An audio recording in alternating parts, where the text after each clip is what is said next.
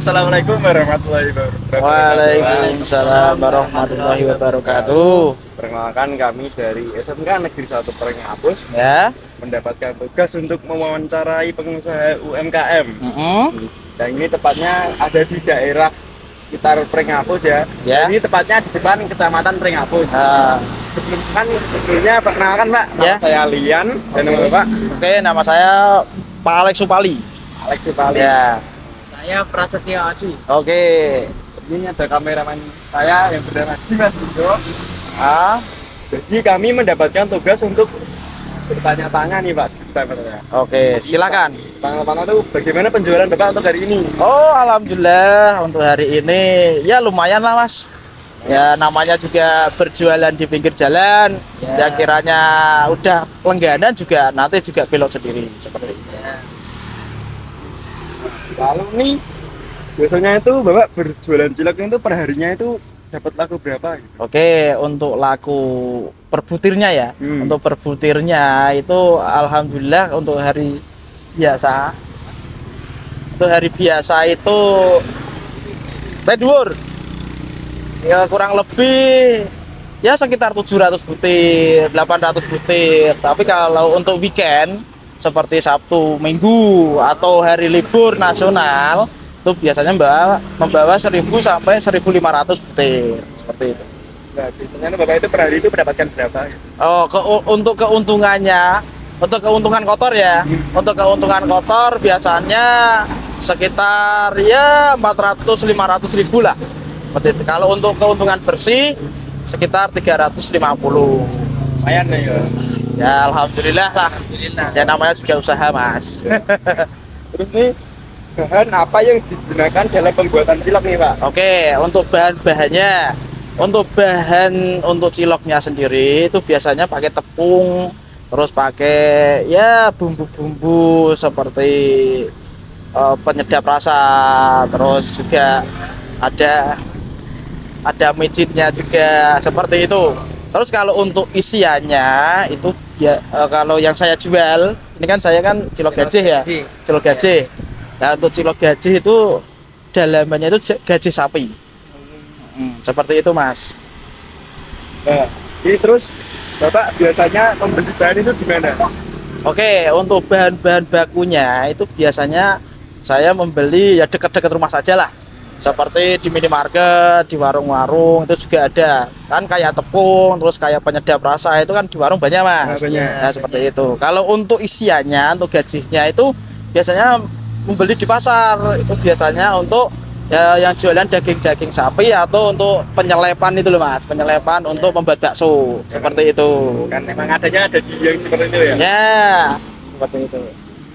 Lalu ini Bapak berapa sih harga cilok untuk seporsinya? Oke, untuk satu butirnya itu saya menjualnya Rp500, Mas. Nah, kalau untuk rata-rata pembeli itu untuk porsi itu misalnya kalau anak SD itu ya sekitar Rp2.000 lah, Mas.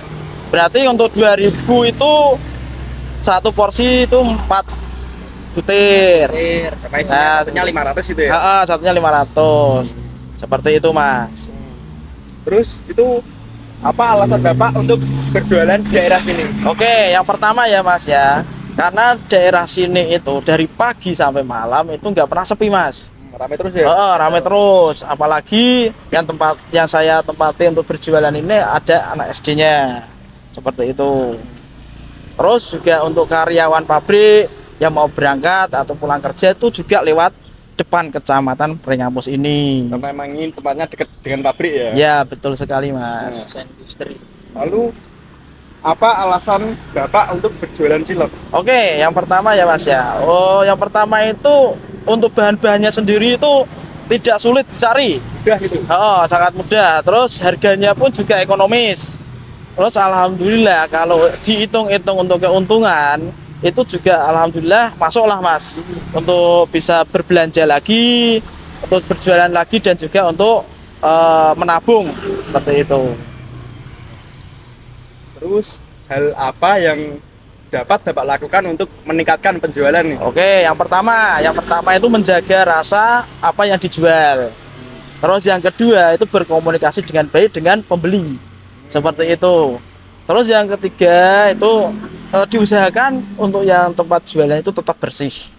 Karena apa? Kalau pembeli kok mau beli tempatnya itu kok kotor atau ya nggak enak dipandang kan nggak mungkin jadi beli toh Mas, seperti itu.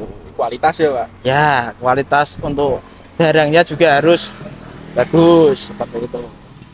Ya, kalau ini kalau sekarang itu bicara tentang nih kelemahan nih. Oke. Biasanya cilok itu tahan berapa lama?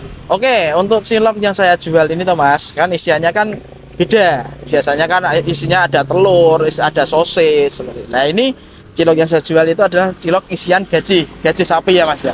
Nah, untuk gaji sapi biasanya cilok itu bertahan 3 hari yang belum masuk dandang atau setengah matang seperti ini. Nah, Setengah matang, Mas. Sini. ini seperti ini. Seperti ini. Nah, terus kalau udah masuk dandang yang seperti ini, nah itu harus habis, kiranya batasnya itu sehari semalam. Sehari semalam. Nah, itu harus habis Mas. Karena kalau tidak habis pada waktu itu yang udah di dandang, itu merusak warna dan juga rasa. Ya basi lah Mas, seperti itu. Nah, lalu selama Bapak berjualan, pernahkah Bapak mendapatkan komplain dari pelanggan? Oh, pernah Mas. Oke. Yang pertama itu komplain tentang kesigapan. Biasanya kan rame gitu toh Mas. Nah, yang pembeli itu kiranya banyak yang ini pakai ini, pakai bumbu ini, enggak pakai bumbu. Nah, itu kiranya itu kalau saya kurang cermat, ya biasanya itu salah untuk pengisian bumbunya seperti itu. Saya bilang nggak pakai kecap Mas, itu kok tak pakai kecap. Nah, itu nanti ada komplainannya sendiri seperti itu. Terus juga biasanya kembalian, kalau kiranya uangnya itu lebih atau kita kurang untuk mencermati uang, itu biasanya kurang untuk kembaliannya, itu kurang seperti itu. Nah, lalu ini pernahkah Bapak waktu membeli bahan itu mendapatkan bahan yang buruk? Oh, pernah Mas, terutama untuk bahan baku seperti tepung ya Mas ya. Ya. Nah, bahan tepung itu kalau kita nggak sesuai dengan yang kita harapkan, itu warnanya itu lain Mas. Nggak seperti biasanya yang kiranya kok putih bagus seperti itu. Kalau merek yang lain itu ya, ini pribadi ya Mas ya, bukan semuanya ya. Ini pengalaman pribadi lah. Itu kalau beda tepungnya, nanti juga teksturnya untuk ciloknya sendiri pun juga berbeda seperti itu. Ini lalu bagaimana Bapak membeli bahan baku itu? Bagaimana? Oke, untuk membeli bahan baku biasanya di tempat-tempat dekat-dekat rumah saja, di warung atau di minimarket yang terdekat. Tapi juga biasanya juga pesan dulu juga bisa Mas. Pesan dulu. Pesan dulu. Dalam artian gini, kita mendatangi toko tersebut, terus kalau kiranya barangnya itu tidak ada, nanti kita pesen dulu berapa kilo atau berapa bungkus. Habis itu kalau barangnya ada, nanti diantarkan di rumah seperti itu. Ini lalu adakah hari-hari tertentu Bapak berlibur jualan? Oke, hari yang pasti ya Mas ya, hari yang pasti itu hari Jumat Mas. Karena hari Jumat bagi saya pribadi itu selain harinya kalau kelihatannya hari pendek, itu juga untuk mengunjungi di makam itu loh Mas.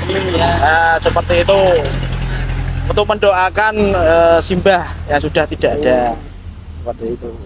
Ini terus, apakah bisnis Bapak memiliki sumber daya yang kurang strategis?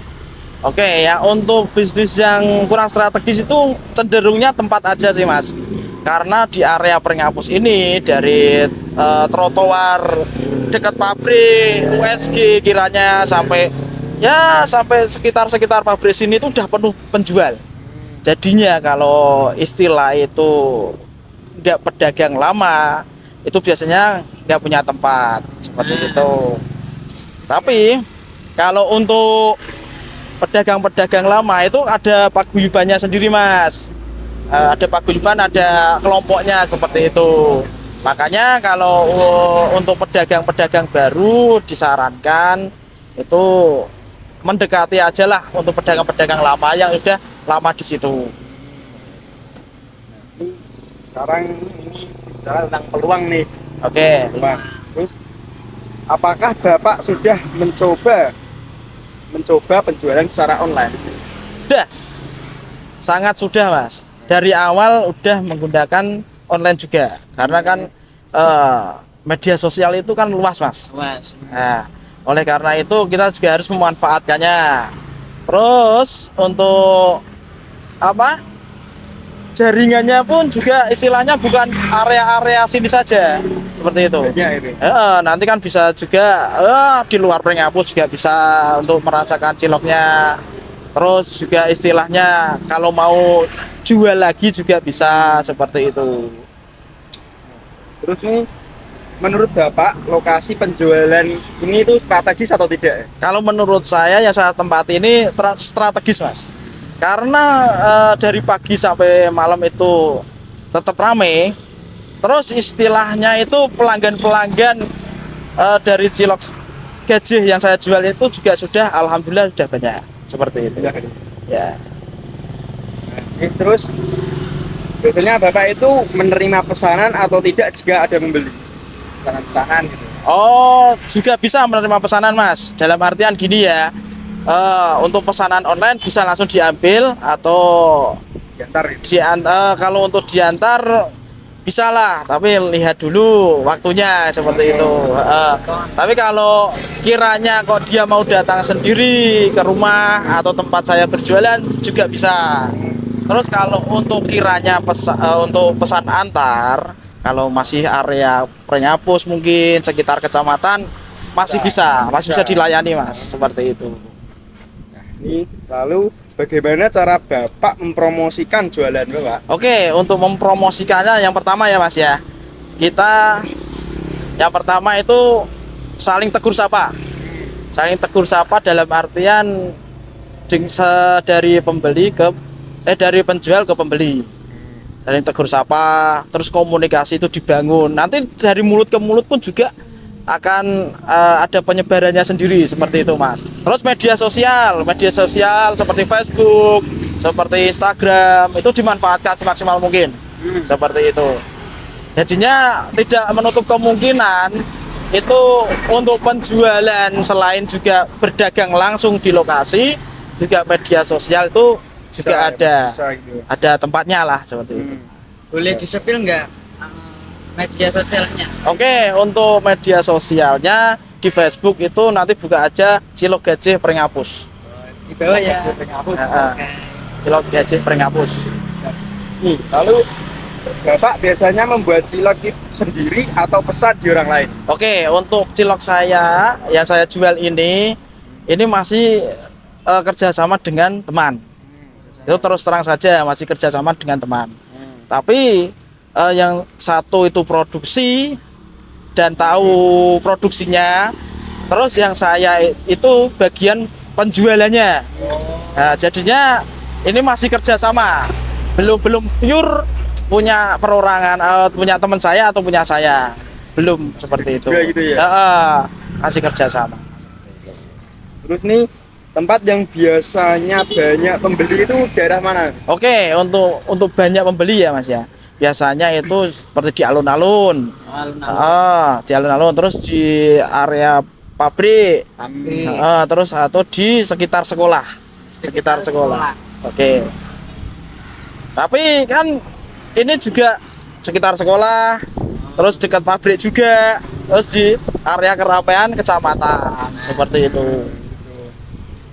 Ya. Ini terus peluang apa yang didapat Bapak untuk menarik pelanggan? Oke, untuk peluangnya ya, Mas ya. Yang pertama ya tadi, seperti pertama tadi, membangun komunikasi, Mas. Komunikasi penting berarti ini, Nah, itu penting banget. Karena apa? Seenak-enaknya apa yang dijual, tapi kalau komunikasinya itu nggak bagus, orang itu mesti juga berpikir, wah ini orangnya untuk komunikasinya kurang, untuk marketingnya untuk berjualan itu kurang, seperti itu. Terus harganya pun sebisa mungkin seekonomis mungkin Mas. Seperti harganya ya kira-kira rata-rata harga di sini tuh berapa sih, seperti itu. Tidak membebani untuk orang untuk pembeli seperti itu. Ya. Dan sekarang ini kita akan bertanya tentang soal ancaman nih. Oke. Apakah bahan baku yang digunakan mudah didapat? Alhamdulillah mudah. Sampai sekarang masih mudah Mas. Karena untuk gaji sapi sendiri di Pringapus itu juga ada deponya, juga ada penjualnya. Terus bahan baku seperti tepung, seperti bumbu-bumbu dapur, seperti ya seperti penyedap rasa itu sangat mudah sekali didapatkan di warung-warung. Jadinya alhamdulillah itu tidak ada kesulitan di situ. Ini terus bagaimana itu cara Bapak untuk mengatasi persaingan dalam penjualan? Oke, untuk mengatasi persaingan. Yang pertama ya Mas, itu menjaga rasa. Menjaga rasa apa yang dijual. Itu jangan sampai hari ini enak, besok tidak enak. Kecewa nanti. Terus hari ini bagus kok besok nggak bagus. Ya seperti itu. Kalau bisa jangan, harus dipertahankan untuk kualitasnya. Terus yang kedua, membangun komunikasi lagi Mas. Kembali lagi membangun komunikasi antara penjual dan pembeli. Terus yang ketiga adalah kebersihan tempat untuk berjualan. Kebersihan itu penting banget. Ya, sangat penting seperti itu. Nah, ini lalu apakah cilok ini sudah dikenal masyarakat nih atau belum? Oke, untuk dikenal masyarakat, alhamdulillahnya itu sebagian besar Pringapus, terutama untuk area sekitar kecamatan, itu alhamdulillah udah mengenal, alhamdulillah udah menjadi pelanggan seperti itu. Maka dari itu tinggal pintar-pintarnya aja Mas untuk penjual itu mempromosikan jualannya seperti itu. Nah, ini terus apa yang Bapak lakukan jika ada penjual cilok lain di daerah sini di sana gitu? Oke. Ya kita rangkul aja Mas. Ya kita rangkul aja. Kan itu kan juga sebagai teman. Ya nih. Kalau saya sih itu tidak menganggap sebagai apa ya, sebagai pesaing, tidak. Itu malah saya senang sekali karena apa? Ada orang juga mau usaha mencari rezeki seperti itu. Biasanya kita rangkul aja, kita ajak ngobrol, kita sharing-sharing agar istilahnya itu membangun apa ya? Suatu chemistry ya. Biar tidak ada kesenjangan di situ itu loh. Kalau untuk masalah rezeki kan sudah ada yang ngatur Mas. Untuk laris atau tidaknya itu sudah ada yang mengatur. Yang penting kita sebagai penjual satu dengan yang lain itu tetap akur, tetap guyup seperti itu. Tidak ada kesenjangan di situ. Lalu masalah apa yang terjadi berulang kali di usaha Bapak? Oke, untuk usaha yang berulang kali masalahnya itu biasanya ya Mas ya. Biasanya itu dari segi kebersihan. Tempat yang saya tempat ini kan tempat umum Mas. Tempat umum biasanya kan orang ya kalau mau buang sampah ya tinggal buang. Terus ada musim angin seperti ini biasanya kan sampah-sampah kan juga pada berterbangan seperti itu Mas. Ya kiranya cuma itu Mas masalahnya. Lalu apa yang Bapak lakukan ketika bertemu penjual yang sama nih? Ya seperti tadi yang saya bilang tadi, dirangkul saja. Terus diajak ngobrol, terus ya ngobrol-ngobrol pedagang itu tentang apa sih Mas? Ya mungkin ya tentang perdagangannya itu gimana hari ini. Terus bagaimana kiranya kok trik-trik untuk bisa menjual lebih bagus. Seperti itu aja Mas. Gak ada hal-hal yang istimewa. Jadi sama penjual sama itu harus akur nih. Ya harus damai. akur, tetap damai Mas, harus Mas. Karena ya nanti kan kalau ujung-ujungnya kita dapat masalah kan juga teman penjual juga yang. Yang terakhir nih, bagaimana cara Bapak menangani hambatan yang dialami? Oke, untuk hambatan dari segi apa ini? Dari segi apa dulu? hambatan dari segi cuaca atau gimana? Oke, untuk cuaca ya. Dari segi cuaca mungkin ya tetap biasanya aja, tetap berjualan. Terus kalau musim angin seperti ini, ya kalau bisa cari tempat yang lebih teduh lah, seperti itu. Jaga-jaga ya. Karena kan biasanya kan kalau kita musim angin seperti ini pakai payung pun juga ya was-was juga mas. Nanti juga payungnya udah rusak, udah bolong-bolong seperti ini loh. Belum. Kan takutnya kan juga nanti kan terbang lah, contohnya seperti ini, nah kalau bisa yo mencari tempat yang lebih teduh lah. Tuh, seperti itu mengantisipasi. Terus untuk mengantisipasi yang kedua biasanya untuk penjualan ya mas ya diusahakan itu tempatnya bersih, kan ini kan musim angin ini kan sampah-sampah kan berterbangan mas. Nah itu kalau bisa dibersihkan dulu tempatnya, terus dirapikan jualannya seperti itu biar tidak kelihatan jorok gitu loh mas. Nah seperti itu. Jadi ini apakah Bapak memiliki motivasi untuk penjual-penjual yang baru memulai karir nih? Motivasinya itu seperti apa gitu? Kalau untuk motivasinya itu saya sendiri mas. Untuk motivasi ya mental betul, seperti mental itu. Harus kuat. Mental harus kuat karena apa? Kita menghadapi pembeli yang belum pernah untuk berjualan itu biasanya banyak gugupnya. Banyak Takut gitu. ya, takutnya dalam artian gini mas, takutnya itu dari rasanya itu nanti enak nggak, terus terjual nggak barang yang saya buat, terus kembalian yang saya terima, yang saya kembalikan atau uang yang saya terima itu sesuai nggak, terus untuk modal untuk membeli bahan lagi itu ada nggak, seperti itu biasanya sih mas. Tapi kalau udah berjalan, kita udah tahu triknya, insya Allah nanti juga nggak ada masalah di situ. Jadi cukup seperti itu ya Pak. Jadi terima kasih. Ya. Oke. Iya, mohon maaf jika ada kata-kata yang Oh ya, salah gitu. ya mas, sama-sama mas. Ya mudah-mudahan tugas-tugasnya sampean ini ya diberi kelancaran lah. Amin. Dapat nilai yang maksimal. Amin. Oke?